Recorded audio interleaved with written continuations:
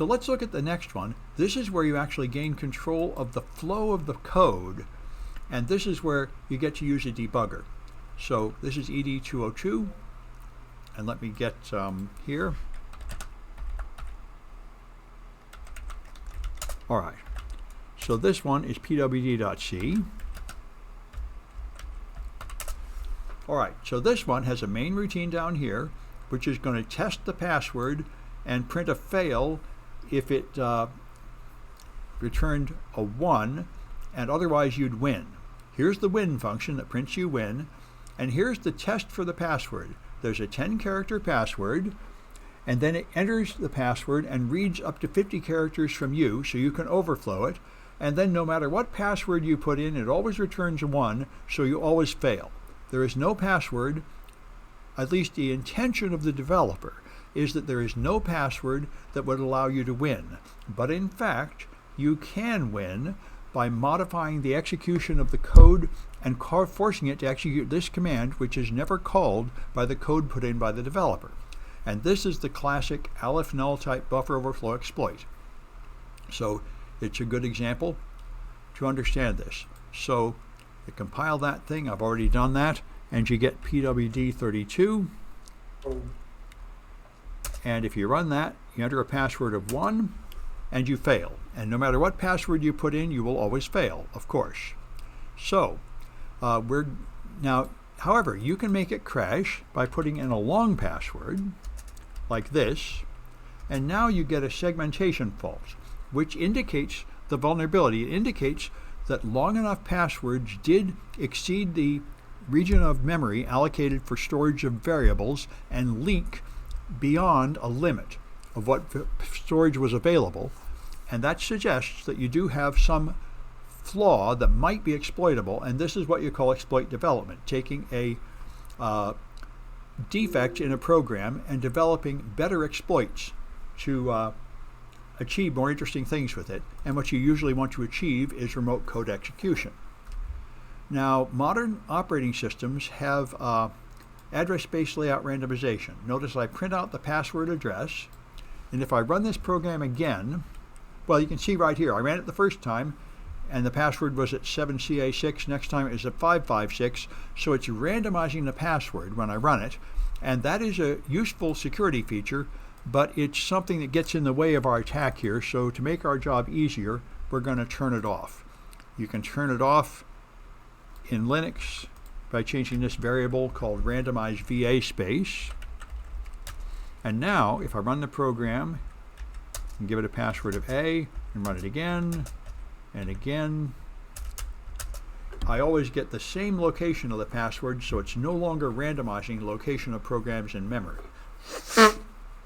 And that will make our job much easier. So now we're going to debug the program. The GNU debugger is by far the best in my experience. There are attempts to make a graphical debugger that really aren't worth anything in Linux as far as I can tell. The GNU debugger, Q makes it quiet so it doesn't print an irritating message at the start, and it's going to run this program pwd32. Now it loads it in the debugger and then stops. It doesn't run it yet. Now you can list the program source code if you have access to it, which we do. So I can list from line 1 to 13, and here's the part of the code that matters to me, the test password function, and the overflow happens in this line.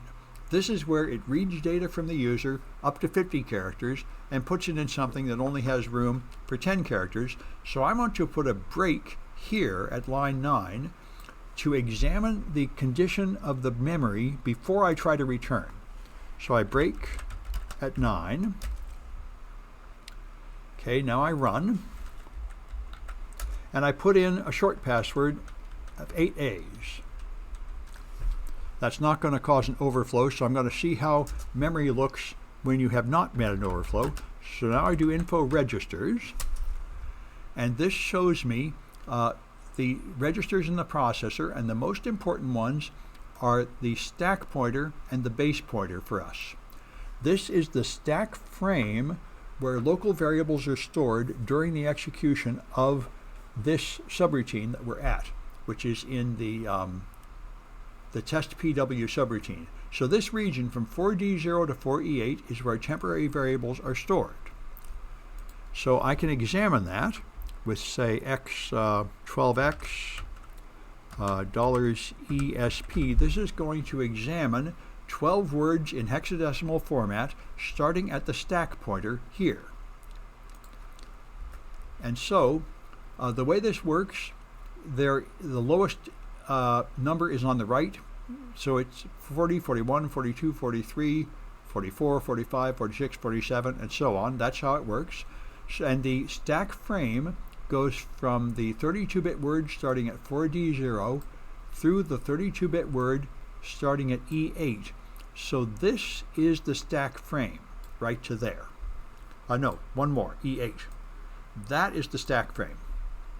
So this is the memory reserved to be used by this subroutine, and when it finishes, it's going to return to this. This is the return value, starting with 56 over here.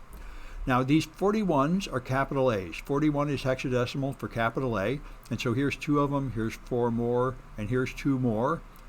That's where text I put in went. And as you can see, this is fine. It has not damaged the return value, so if I continue, the program will continue and print fail, and then it's done. So that's normal. Now if I don't know if I can run it again. I think I can. Let's try running it again. All right, good. Now I can put in a longer password, like this. And now I can examine the registers again. And here you see ESP is 4D0 and EBP is 4E8, and this is the fundamental problem. C is a stupid language, and even though I put in a longer password, it did not reserve more memory to store that password. It just stupidly put a long password in memory that it only reserved enough space for a short password, and that's going to cause the problem. And if I examine the stack frame again, and I look from 4D0 through 4E8, here's the stack frame, this is the return pointer, and you can see I've damaged it. I've written on top of it with 46, 46, 47, 47, and A, B, C, D, E, F. This is FFGG. So this part of the data I put in has turned into an address, not a password. It's been interpreted as an address to redirect the execution of the processor. And if I continue, it's going to crash as it tries to execute that. And if you look at the registers, you can see what happened. The EIP that controls the address of the next code to be executed has been stomped and turned into FFGG, which is an invalid value, which is why it stops. And therefore, I can win by just putting the address of the win routine there. So I can disassemble win. That gets me the address where it starts, which is here. And so all I have to do is feed that address in where that FFGG was. And the easiest way to do that is to use Python. So I'm going to get another window and connect to my server.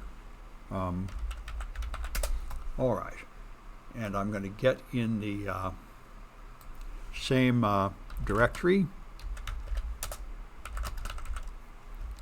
202, I think, yeah. All right. And I probably already have it here. Yeah, exploit.pwd32.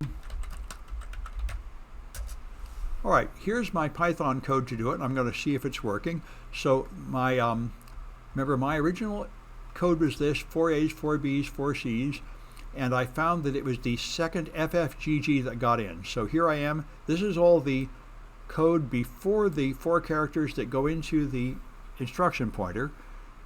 FFGG turns into these 4 characters, and this is the code that came after it. This is a good practice when you're doing exploit development to always use the same total number of bytes in your input. In this case, it doesn't matter, but sometimes it does matter, and you can drive yourself crazy. So I'm putting in this address, and if I've done it right, that address is the address of the win function, which is here. It has to be put in backwards. So because the addresses have the largest bit on the left, but strings fill it in from right to left. So anyway, you have to reverse the order. So it's 56, 55, 62, 17. It looks right. So this will feed in that. So this is very likely to be unprintable stuff. You print in these characters, those 4 characters, and then complete it. So this program, if I run it, that prints out this string, which is up to FF, it's normal. Then it has 4 characters here, of which only 3 are printable, and that's the address. So if you feed that in to this program, which is PWD, I think.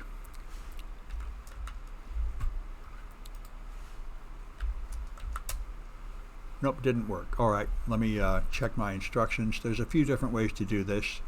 Yep, there's the exploit file. And, oh, I had to put it in a file. That's right. So I have to do this. Uh-oh, I think I just wiped out my PWD file. Yep, but I think I was using PWD 32 anyway. All right, good. All right, what I have to do is take the output of this program and put it in a static file, which is what I've done there. I do it with this.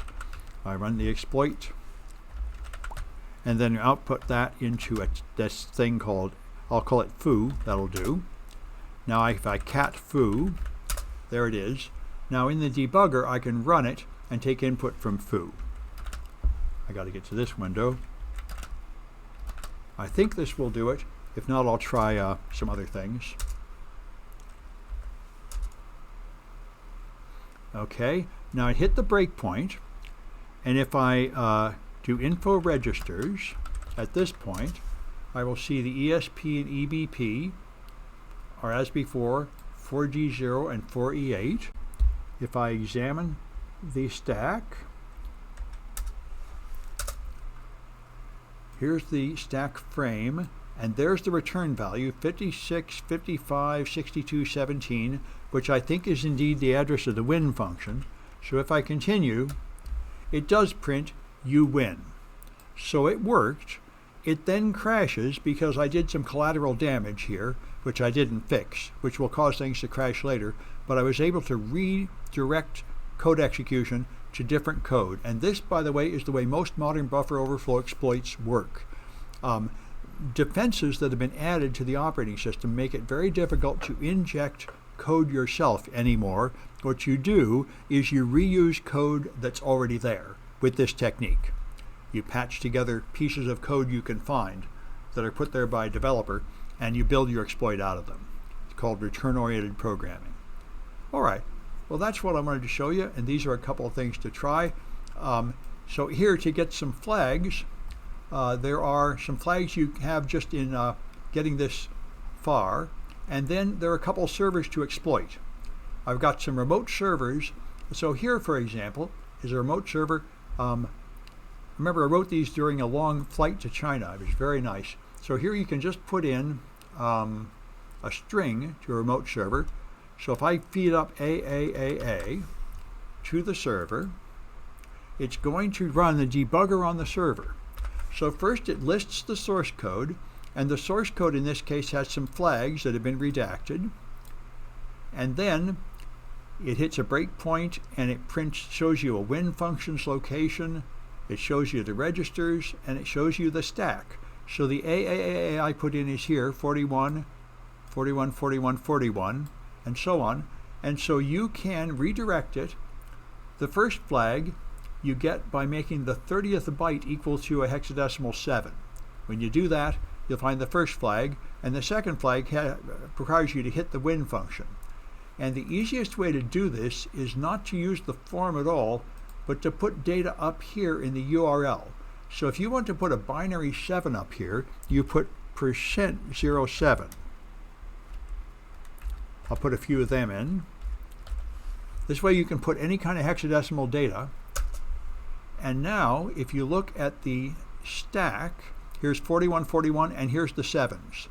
So this is a really handy way to do it. You don't need to write Python or anything. you can just put hexadecimal values right there in the URL. And there it goes, zooming in. All right, and there's quite a few variations of this. You can exploit the server and find various flags here. And there's a 32-bit one. And down here, you can exploit a 64-bit server as well. And there's various ones to try. So there's a few things to try. I'm going to stop this video.